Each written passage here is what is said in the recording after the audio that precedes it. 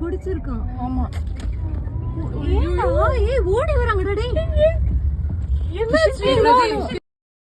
காரில் பயணித்த பெண்களை மற்றொரு காரில் இளைஞர்கள் துரத்திய அதிர்ச்சி வீடியோ வெளியாகியிருக்கிற நிலையில் கூடுதல் விவரங்களை செய்தியாளர் கதிரவன் வழங்க கேட்கலாம். கதிரவன் வணக்கம். இந்த வீடியோ தொடர்பான விவரங்களை பதிவு பண்ணலாம்.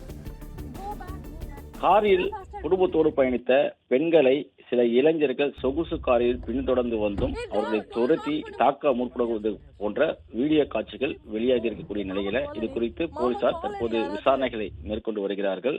கட்சி கொடி கட்டிய சொகுசு காரில் அந்த பெண்களை பின்தொடர்ந்து துரத்துவது போன்ற பரபரப்பு காட்சிகளும் அதுல பதிவாகி இருக்கிறது.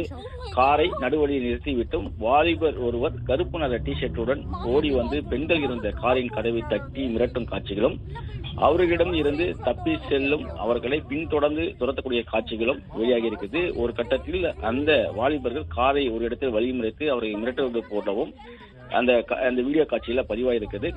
அந்த பெண்கள் அலறக்கூடிய காட்சிகளும், இந்த காரில் இருந்து யாரும் இறங்க வேண்டாம் என்று கூறுவது போன்ற காட்சிகளும் அது இடம்பெற்றிருக்கிறது. இந்த சம்பவம் எங்கு நடைபெற்றது, அந்த காரில் பயணித்த பெண்களின் நிலை என்ன, அந்த சொகுசு காரை ஓட்டி வந்த நபர்கள் யார் என்பது குறித்து தற்போது போலீசார் விசாரணையை முடுக்கிவிட்டிருக்கிறார்கள்.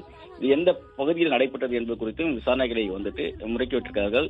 இந்த காரில் பயணித்த பெண்கள் காரை முன்னோக்கி அந்த சொகுசு கார் வந்த இளைஞர்கள் நடுவழியில் காரை நிறுத்திவிட்டு அந்த பெண்களை நோக்கி ஓடி வரும்போது ரிவர்ஸிலே அவர்கள் செல்வது போலவும், அந்த இடத்துல இருக்கக்கூடிய யூடர்ன்ல திரும்பி மாமா வீட்டுக்கு செல்லலாம் என்று கூறி அவர்களுக்கு போலீசார் உதவி நாடலாம் என்று பேசுவது போன்ற அந்த காட்சிகளும் அதுல இடம்பெற்றிருக்கிறது.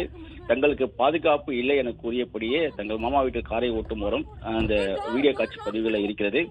ஒரு கட்டத்தில் கடைசியாக அந்த வாலிபர்கள் சொகுசு காரைகளை விரட்டி வந்து அந்த பெண்களை வழிமறித்து நிறுத்துவது போன்றவும், அதன் பிறகு அவருடைய நிலை என்ன என்பது குறித்து எதுவும் தெரியாத நிலையில எங்கு எப்போது நடைபெற்றது என்று போலீசார் விசாரணையை முடக்கிவிட்டிருக்கிறார்கள். வீடியோவின் உண்மைத்தன்மை குறித்தும் போலீசார் விசாரித்து வருவதாக தகவலானது வெளியாகியிருக்கிறது.